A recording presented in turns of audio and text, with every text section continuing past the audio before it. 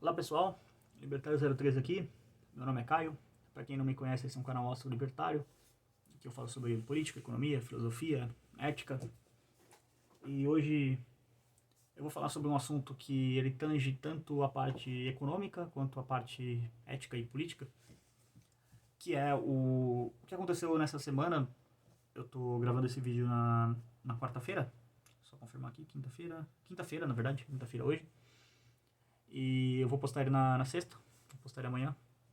Mas nessa semana, o governo chinês anunciou basicamente que ele tem algumas restrições ao mercado de educação privada. Foram anunciadas que basicamente empresas privadas não podem ter lucro mais. Mas antes de entrar nos pormenores do vídeo, vou pedir para que você se inscreva no canal, deixe um like no vídeo, compartilha, manda aí para todo mundo para entender o que está acontecendo, que aqui no Brasil isso não pegou muita mídia, né? Como sempre, coisas assim não pegam muita mídia, porque, né, não pega bem falar da China aqui no Brasil. Então mandem esses vídeos aí pra galera. Mas vamos lá. Antes de eu entrar no assunto do vídeo em questão, vamos dar uns 30 passos para trás para entender de onde que vem a ideia de que o governo deve controlar a educação das pessoas. Porque se você não entender isso, você nunca vai entender que educação estatal não é sobre educação estatal, é sobre controle do Estado sobre a educação. É sobre controle puramente. Antes desse cara chamado Otto von Bismarck, que é um cara que ele foi o ditador do que era a Prússia, que é o estado antecessor da Alemanha, a educação basicamente era completamente livre. Você tinha basicamente pequenas comunidades ensinando, pequenas escolas ou até mesmo igrejas, era muito vinculado ao ensino religioso, que as pessoas aprendiam coisas. E se você queria ir para áreas mais técnicas, você ia para uma corporação de ofício. As universidades basicamente ensinavam direito e teologia. Agora, se você, por exemplo, queria aprender a ser carpinteiro, queria aprender a engenharia, queria aprender, sei lá, a construir barco, por exemplo, alguma coisa assim, uma profissão mais técnica, você ia para as corporações de ofício. Inclusive, essa é a origem da maçonaria, tá? A maçonaria nada mais é do que uma grande corporação de ofício. Mas não é o assunto do vídeo, só uma exposição. O que o Otto von Bismarck mudou?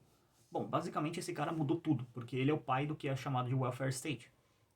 Que ele teve uma ideia que politicamente foi uma ideia muito boa, que é o seguinte: se eu tomar controle do mercado da educação, colocar para mim, para o Estado, para fazer a educação, basicamente significa que eu dito as ideias das pessoas. E se eu dito as ideias das pessoas, eu consigo fazer as pessoas me amarem. Eu consigo fazer com que elas gostem de mim. Agora, ele também colocou o mecanismo de controle de previdência. Você controla o presente das pessoas, o que elas estão pensando hoje, e você depois controla o futuro delas. Esse cara, basicamente, foi um dos maiores ditadores da história da humanidade. Não falo isso por eufemismo, é realmente não só pelo que ele fez em questão de repressão de tudo que ele fez, mas também por ele ter inspirado outras pessoas. Por exemplo, o tiozinho do bigode, que eu não posso falar o nome aqui no YouTube, ele amava o Otto von Bismarck. Era o cara que ele idolatrava. Então, vocês verem como que o sujeito era asqueroso. O que isso tem a ver com a China? Vamos avançar uns 200, 300 anos aí para chegar no ponto central. Tudo. O que o governo chinês fez? Recentemente ele acabou com aquela política de um filho por casal, que era basicamente um controle estatal do quantos filhos você pode ter. E culturalmente os chineses preferem ter filhos homens, então filhas mulheres eram segregadas, basicamente não eram bem vistas, eram doadas para adoção ou até coisas piores. E acabou tendo uma superpopulação de homens e uma baixa população de mulheres. Isso acabou gerando um problema, é a tal bomba demográfica chinesa que estava beirando a explosão, então o governo liberou para ter 3 filhos, basicamente. Lá você vê como que é o nível de controle do governo chinês. Você não é nem livre para escolher quantos filhos você vai ter, o governo decide até isso.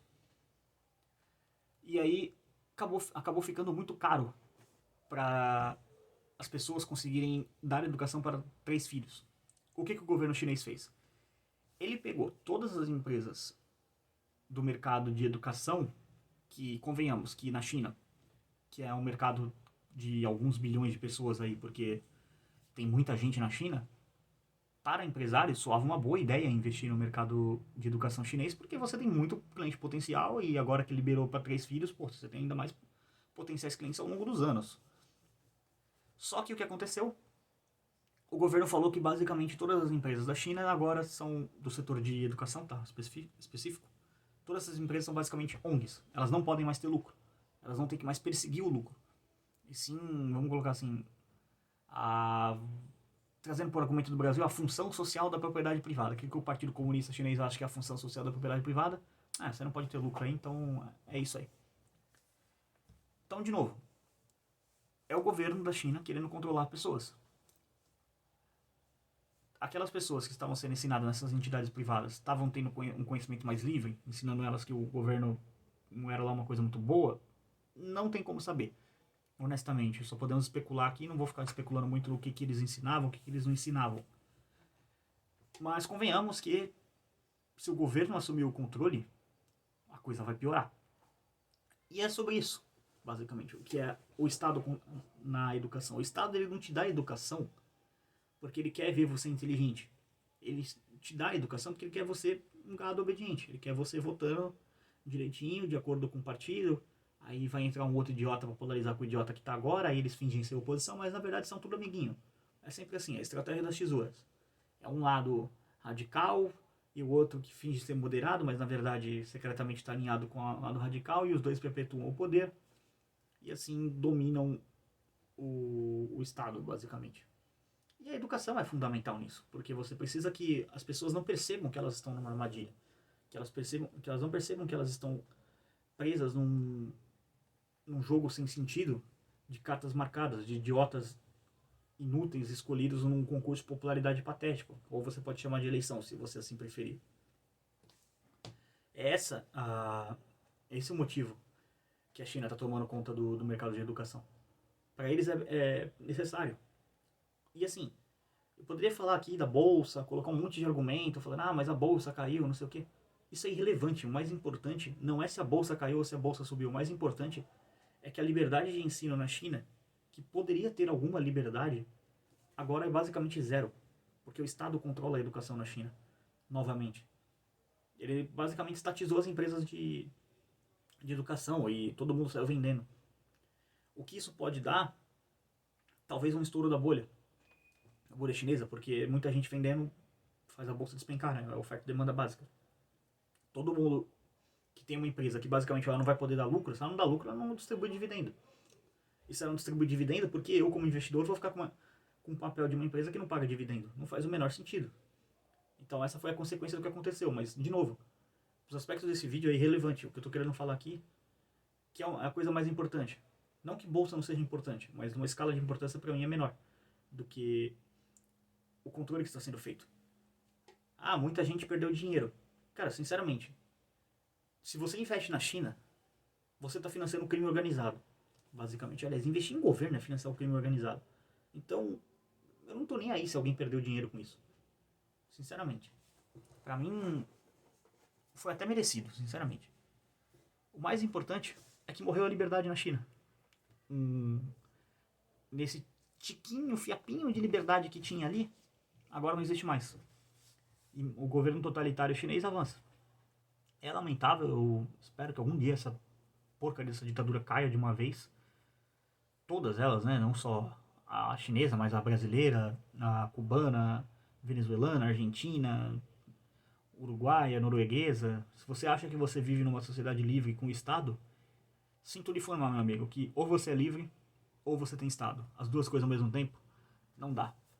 Mas enfim, vou encerrar esse vídeo por aqui. Quero agradecer a todos que assistiram. Lembrando, peço que se inscrevam no canal, compartilhem, divulguem aí pra todo mundo, dá um like. Joga nos grupos de WhatsApp, Telegram, Parler e tudo mais que tiver aí direito. Ajudem aí a compartilhar o vídeo. E vou encerrar o vídeo por aqui. Chequem os links na descrição, tem minhas outras redes sociais. Tem também minha carteira para apoiar o canal, caso você queira doar bitcoins. Agradeço a todos que assistiram. Uma boa noite, tchau, tchau.